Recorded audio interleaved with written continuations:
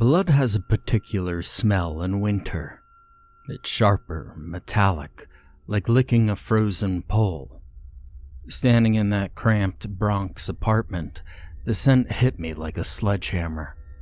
The heat was cranked to 80, making the place feel like a pressure cooker, turning that blood smell into a thick soup that coated the back of my throat. The victim lay spread-eagled on a king-size bed, naked except for a pair of boxer shorts. The sheets, once white, now look like abstract art, Jackson Pollock with a hemoglobin fetish. But it wasn't the blood that made veteran officers excuse themselves to vomit in the hallway. It was his face, or rather, where his face used to be. Ah, jeez, I muttered, leaning closer. The skin had been removed with surgical precision, from hairline to throat, ear to ear. But there was something wrong with the underlining tissue. It looked almost melted, like candle wax left in the sun. Detective Morrison, Dr. Rodriguez, our medical examiner, beckoned me over to the bathroom. Her latex gloves were stained crimson. You're going to want to see this. The bathroom mirror was covered in handprints, not smeared but perfectly pressed, like someone had been playing patty cake with bloody palms. In the center, written with a finger, "New skin, new me." What's the time of death? I asked, pulling out my notebook. Well, based on liver temp and rigor, between midnight and 2 a.m. She stripped off her gloves with a snap.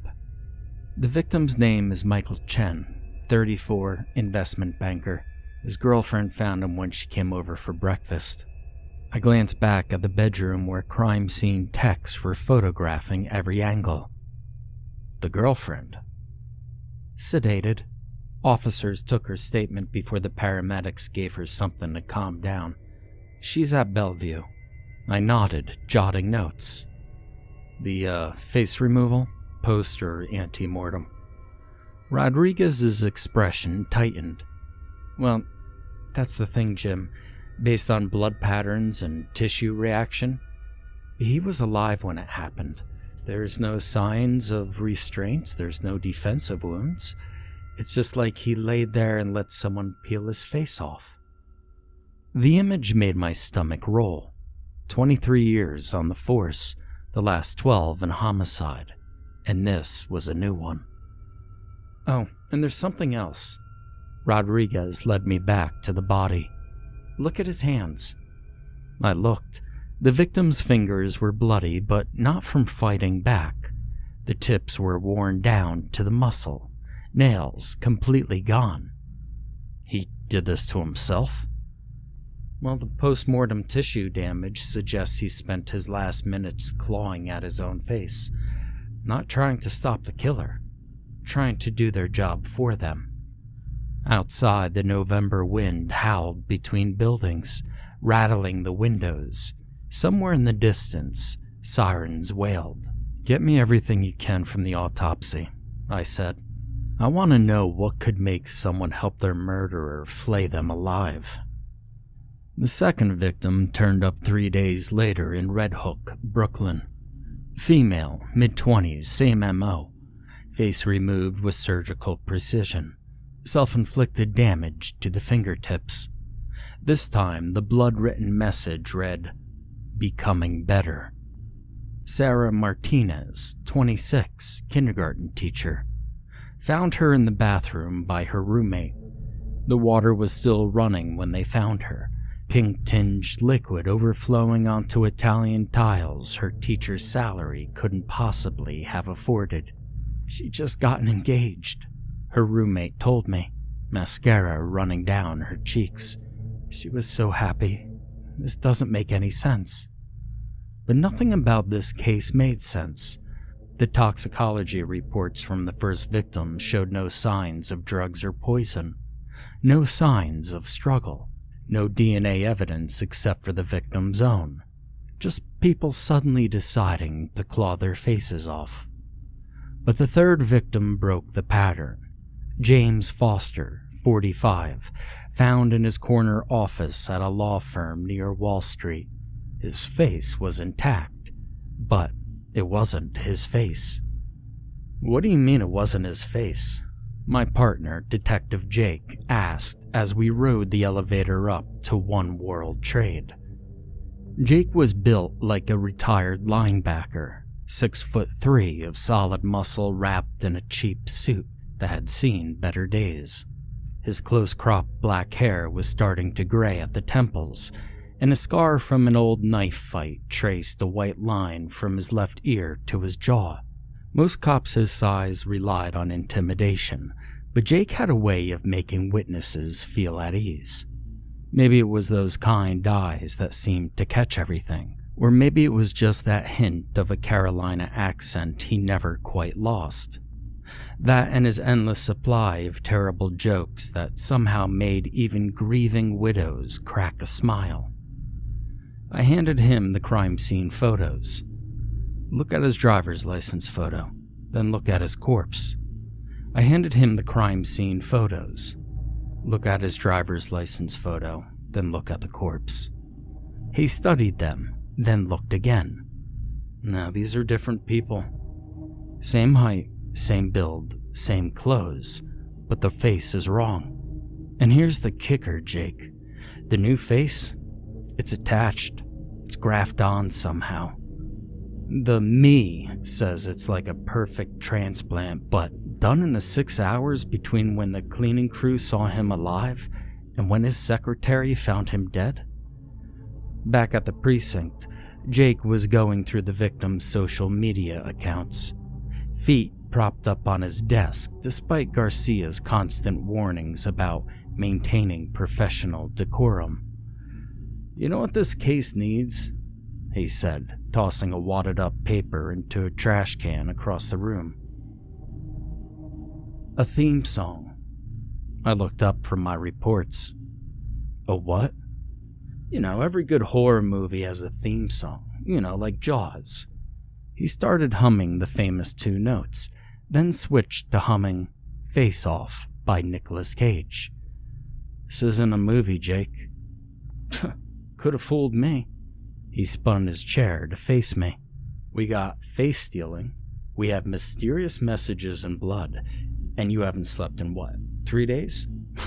You're practically every cop in every B-movie horror flick ever made." "Oh yeah? Well then what does that make you?" "Well, comic relief, obviously. The charming sidekick who lightens the mood right before everything goes to hell." His grin faded slightly. "Just hopefully not the one who dies first." "But you know what's really bugging me about the case?" Jake said, suddenly serious. He pulled up the victim profiles on his computer. All these people were successful, happy, no signs of depression or mental illnesses. Martinez just got engaged, Foster was up for a partner, Chen had just closed a huge deal. "What's your point, Jake?" "Well, people don't just decide to help someone peel their face off. Not unless..." He trailed off, that familiar gleam in his eye that meant he was onto something. "Unless what?" "Unless they're getting something in return." Jake started typing furiously. "Check this out. 3 weeks before his death, Chen wrote in his journal about feeling trapped in his own skin. Martina's fiancé said she'd been talking about wanting to become someone new. And Foster?" I leaned over his shoulder. "What about him?" "Well, his browser history shows searches for plastic surgery. Lots of them, all in the week before he died." Jake spun in his chair to face me. "What if this thing just isn't taking faces? What if it's offering them something? A chance to become someone else?" "Well, that's a hell of a price for a makeover. But have you seen what they charge for Botox these days?" The joke fell flat, even by Jake's standards. Sorry, it's gallows humor. I was about to respond when my phone buzzed. Another body. The crime scene was immaculate. No blood, no signs of struggle, just the man sitting at his desk with someone else's face. His computer opened to a half-finished email. "Check this out," Jake said, pointing to the screen. The email read, "I understand now. It's beautiful. The changes." That was it. That was his last words. Now the press was having a field day. The face taker strikes again, screamed the Post. The Times went with the more restrained, third victim and serial mutilation case raises new questions. And my boss was getting heat from one police plaza, which meant I was getting heat from my boss. "Tell me you have something, Morrison," Captain Garcia said, rubbing her temples. We were in her office, the city lights twinkling behind her like stars. "The mayor is breathing down my neck on this one." I spread out the files. 3 victims, no obvious connection except for their faces. First 2 had them removed. Third one had someone else's attached. All victims showed signs of compliance, even eagerness. There's no drugs in their systems, and there's no signs of coercion. Theories? I hesitated. The ones I had sounded insane. "Jim?" She leaned forward. "We've worked together 15 years. Whatever it is, say it." "Well, the face on victim 3? Lab says it's made of human tissue. But the DNA doesn't match any of our previous victims. Oh, and there's something else. The tissue shows signs of manipulation, like it's been modified somehow." "Modified how?" "Like it's not quite human anymore." She stared at me for a long moment. "Get some sleep, Jim. You look like hell." Now, I didn't tell her about the dreams I'd been having. Dreams of faces floating in the darkness, of skin peeling away like wet paper, of something wearing my face better than I did. "Hey, pretty boy," Ramirez called out. "Heard you're chasing ghost stories now. Face-stealing monsters? What's next? The boogeyman?" Jake turned with an exaggerated look of concern. "Hey, Ramirez, did they finally let you out of the evidence locker? Because last I heard, they had you counting aspirin tablets after that misplaced cocaine incident." "Yeah, well, you know what I think?" Ramirez stepped into Jake's path. "I think you're trying to cover up a botched investigation, making up fairy tales instead of doing real police work." "Oh, real police work?" Jake's smile was razor sharp. "Is that what you call padding your arrest stats with street-level dealers? At least my fairy tales don't involve planting evidence on teenagers." Ramirez swung first. Always a mistake. Jake ducked the punch with almost lazy grace, then had Ramirez pinned against the wall in one fluid motion. "Word of advice, Ramirez?" Jake said, his voice still carrying that hint of amusement. "Next time you throw a punch, try not to telegraph it like you're sending a damn Western Union. You want to talk about real police work?" Jake's voice was deadly quiet. "While you were padding your arrest stats with street-level dealers, I was watching a man claw his own face off. So unless you've got something useful to add to this investigation, keep my name out of your mouth." "Jake, that's enough." Captain Garcia's cut through the tension. "My office, Jake, now." Jake released Ramirez, who slumped against the wall, gasping. As he followed Garcia to her office, I caught a glimpse of his face, that same intense focus I'd seen at the crime scenes, like he was putting together pieces of a puzzle only he could see. The victim interview should have been routine. Should have been, but nothing about this case was routine anymore. "Mrs. Henderson?" I started, but Jake cut me off. "You mind if I take this one, Jim?" He had that look again, the one that meant either brilliant insight or terrible jokes. Usually both. "Be my guest." Jake sat across from our witness, a wealthy widow whose husband had been seen with one of our victims. His usual intimidating presence seemed to shrink, making him look somehow gentle despite his size. "Mrs. Henderson, I have to ask, does your husband own any mirrors?" I nearly choked on my coffee. The widow blinked. I what? "Mirrors, you know, the things that vampires hate." Though between you and I, he leaned in conspiratorially. "I think they're just insecure about their complexion." Mrs. Henderson actually giggled.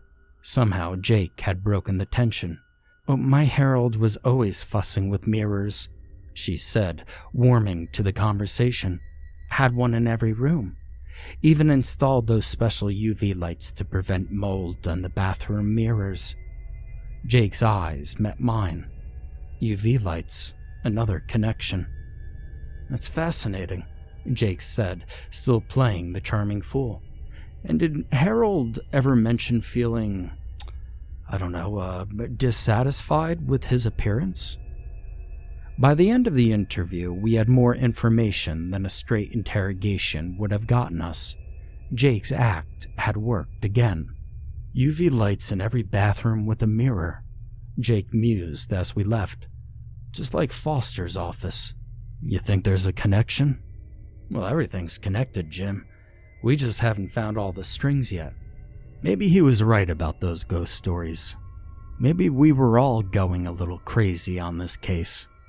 The break in the case came from Jimmy 2 times, a snitch I'd been nursing since my Vice Squad days.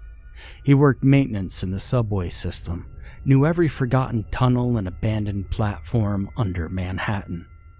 I met him at our usual spot, a dive bar in Hell's Kitchen that hadn't updated its decor since the Cook administration. The kind of place where the roaches had seniority over the bartender.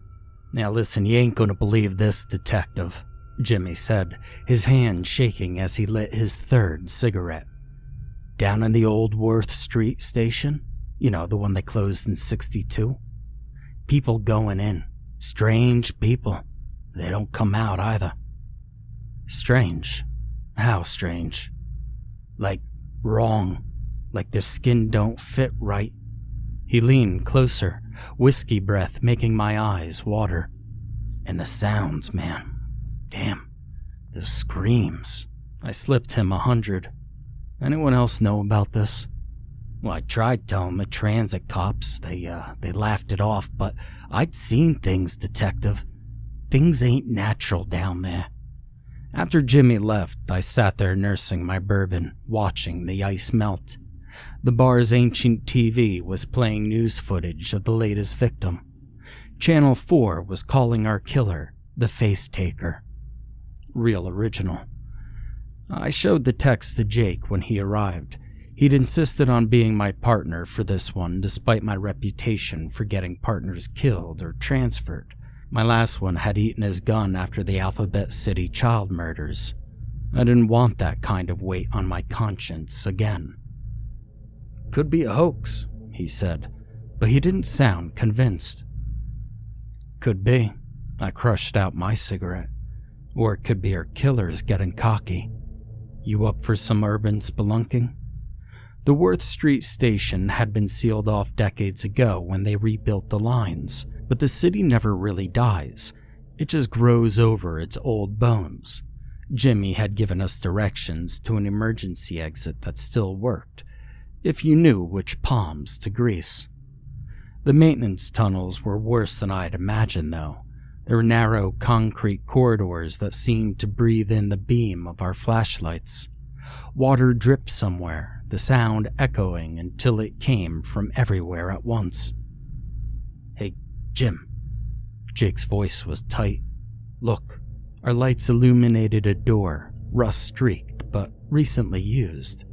The dust around it was disturbed, and on its surface, written in what looked horribly like fresh blood, "Welcome home." The room beyond was something out of a nightmare, but I'd stopped believing in nightmares years ago. Nightmares make sense, in their own twisted way. This was reality gone wrong. Faces lined the walls, dozens of them, stretched out like macabre tapestries. Some I recognized from our case files. Others were new. All of them seemed to twitch and move in the shifting beam of our flashlights. In the distance, we heard a sound, and we went running towards it. The tunnels were a maze of darkness and echoes. Every turn looked the same. Concrete walls covered in decades of grime, rusty pipes running along the ceilings like exposed veins. The thing's laughter bounced off of the walls, making it impossible to tell which direction it was coming from. Jake stumbled again, his hand against the wall leaving a smear of something that looked too much like melted flesh. "Jim," he gasped, "if I don't make it..." "Shut up. We're both walking out of here." "Always been a terrible liar." Jim managed a weak grin, though half his face was starting to droop like melted wax. "Hey, at least now I'll have a good excuse to quit dating. It's hard to use Tinder when your face might slide off during dinner." Even dying, he didn't stop with the jokes, but I could see the fear in his eyes, the one good eye he had left. And then the thing's voice echoed through the tunnels. "I could smell your fear, detectives. It makes the meat taste better." "Oh yeah?" Jake called back, his voice surprisingly strong. "Well, I could smell your breath, and let me tell you, breath mints exist for a reason, buddy." I wanted to tell him to shut up, to save his strength, but that was when the tunnel ahead of us collapsed. We spun around, but the thing was there, wearing a patchwork of faces like some grotesque quilt. "Always with the jokes, Detective Jake," it said, its voice a chorus of stolen voices. "But I wonder, do you joke to hide the fear, or because you're afraid of what happens when the laughter stops? Evolution, detectives. These humans, they waste such beautiful skin, and I make better use of it." It took a step closer. "Would you like to see how?" Jake fired first. Good instincts, that kid. The thing moved like liquid mercury, flowing around the bullets, and then it was on top of him. I emptied my clip into it, but it was like shooting water. Its hands had too many fingers, way too long, too wrong. They gripped Jake's face, and he screamed. I grabbed him, pulling him away, but not before seeing his skin begin to bubble where it had touched him. The thing laughed, the sound echoing off the tiled walls. And we ran, through tunnels that seemed to shift and change, past doors that shouldn't exist.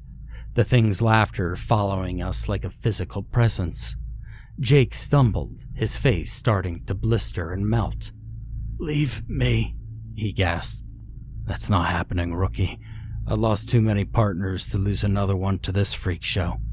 We burst through another door into what must have been an old station master's office.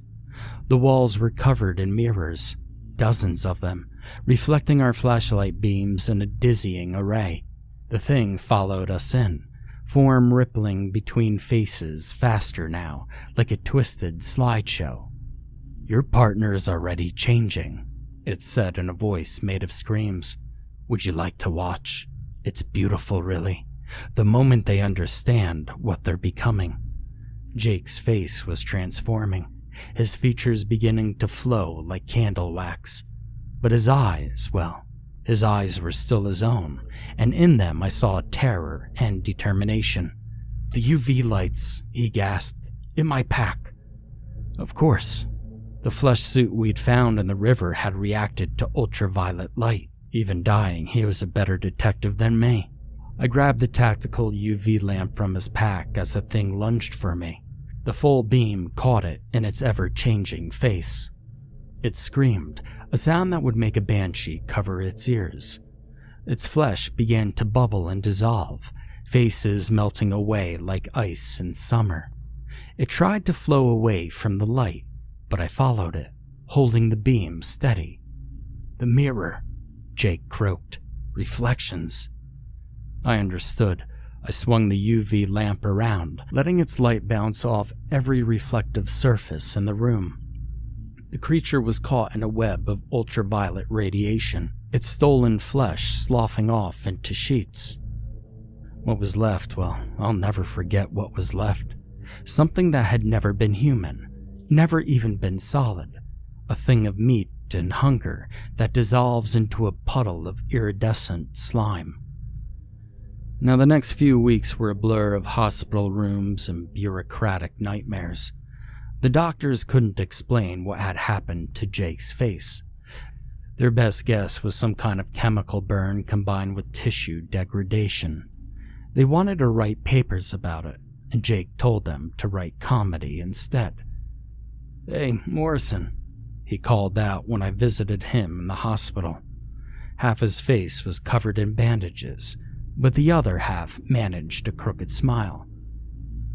"You know the worst part about all this?" "I don't know, Jake. The excruciating pain?" "Nah, they got good drugs for that. It's these hospital gowns." He tugged at the thin fabric. "I mean, seriously, I'm trying to maintain my dignity here, and they've got my ass hanging out like it's amateur night at the Roxy." Even after everything, he was still trying to make me laugh. That was Jake, using humor like armor against the darkness that we'd seen. The physical therapy for him was brutal. The creature's touch had done something to the muscles in his face, left them weak and unresponsive, and Jake had to relearn how to speak, how to eat, how to make the simplest expressions. "Watch this," he said one day about a month into his recovery. He concentrated hard and the right side of his mouth twitched up in what was supposed to be a smile.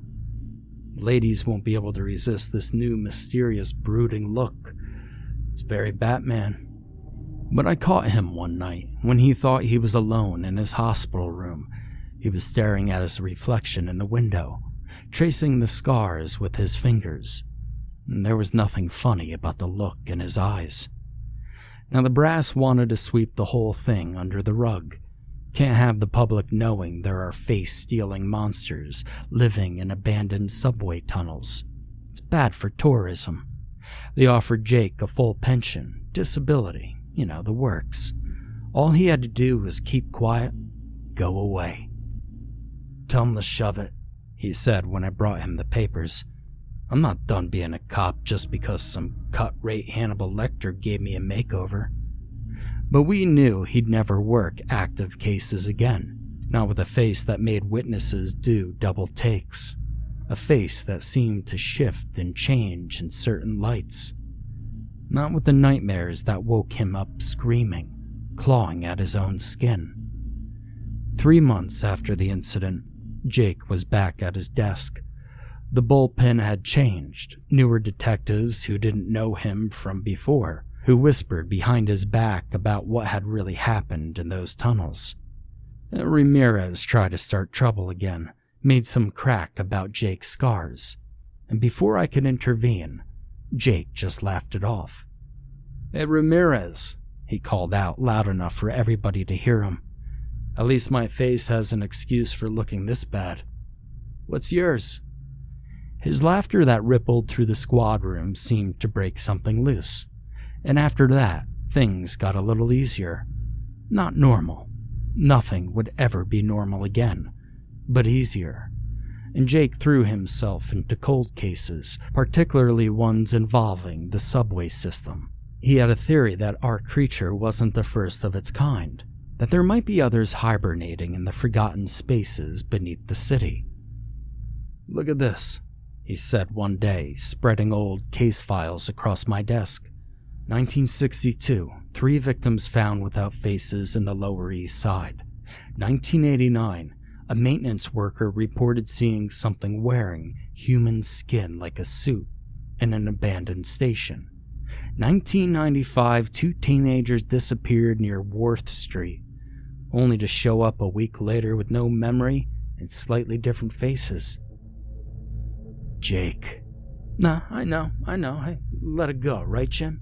He ran a hand over his scars, a habit he developed during recovery. But what if it's not over? What if there's more of them down there, waiting? I wanted to tell him he was wrong, that we'd killed the only one. But I'd seen too much to believe that. The nightmares didn't stop for either of us. Jake said his were different now. Instead of seeing the creature, he was the creature, feeling his face melt and reform, wearing other people's skin like clothing. Sometimes, he told me over drinks one night, his voice barely a whisper. Well, sometimes I look in the mirror. I'm not sure if what I'm seeing is really me. Like, maybe the thing didn't just scar my face, Jimmy. Maybe it changed something deeper. But I didn't know what to say to that. I mean, how do you comfort someone who's seen their own face try to crawl away? But Jake being Jake, he found a way to cope. He started volunteering at a burn unit, talking to patients dealing with facial disfigurement, and somehow his terrible jokes worked as well on them as they had on the witnesses. Hey, at least you got a great Halloween costume ready to go. But me, I've got to work on mine all year round. The laughter helped, but it didn't fix anything.